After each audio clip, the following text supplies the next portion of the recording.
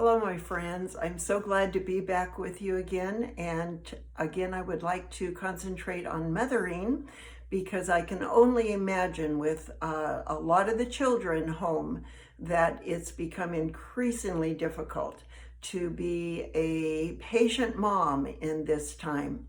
So I want to talk to you about the tendency that some of us have to be a perfectionist. You know, someone has said that a perfectionist is a person who takes great pains and passes them on to others. And unfortunately, my family will tell you that I have those perfectionist tendencies and I have given great pains to other people.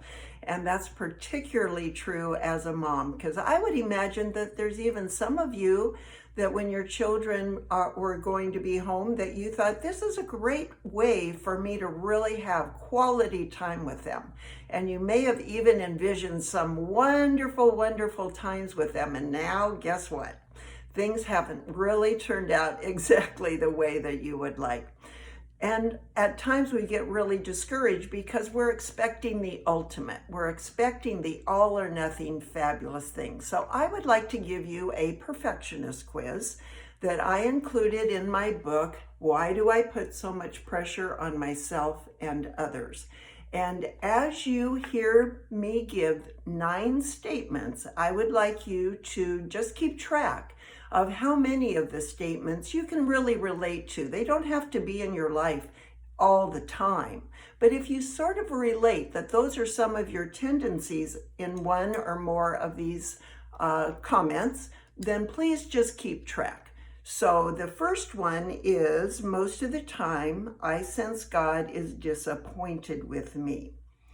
So keep track if that applies to you. Number 1, again, most of the time I sense God is disappointed with me. Number 2, I spend lots of energy evaluating my performance. I spend lots of energy evaluating my performance. Number 3, I tend to think in terms of all or nothing. I don't give myself credit for anything unless it's done to the ultimate. I tend to think in terms of all or nothing. Number 4, I think I should have my act together by now. I still am there. I think I should have my act together by now, regardless of what age we are. Number 5, my expectations tend to be unrealistic. My expectations tend to be unrealistic. Unfortunately, because all of our expectations seem realistic, it's hard to identify that. But maybe you could ask somebody, do you think that I have some unrealistic expectations? Like for me, when my daughter was 2 and I thought she should act like an adult, that could give an indication, yes.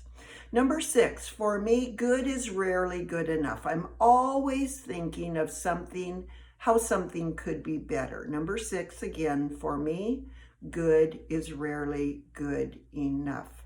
Now, number 7 is my personal favorite. I often wonder why other people can't get their act together. Do you relate to that? I often wonder why other people can't get their act together.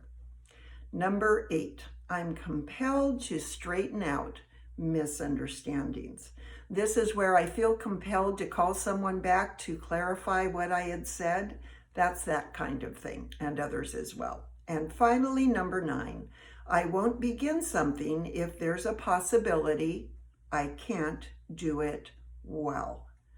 The last one again, I won't begin something if there's a possibility I can't do it well, or I won't even try if I know it's not going to turn out to my expectations. Well, those are the 9 statements.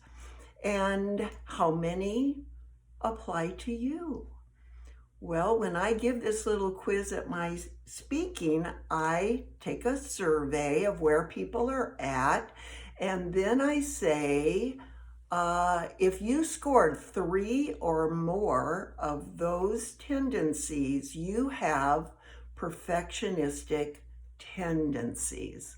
You see, we often think that a woman with that only had 9 of the statements as a perfectionist, but that's not necessarily true. It's could be 3 or more if you have the tendencies. And why is this important? Because we might be driving people crazy because we're expecting everything to be perfect before we will give credit, before we'll even give God credit, which is pretty sad because God is a lot more patient with us than we are with each other.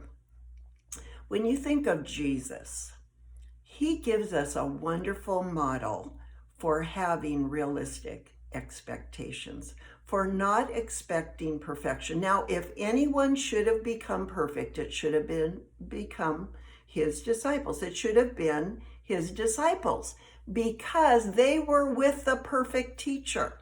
They were with the perfect mentor. They were with the perfect kind of parent, and they still made mistakes.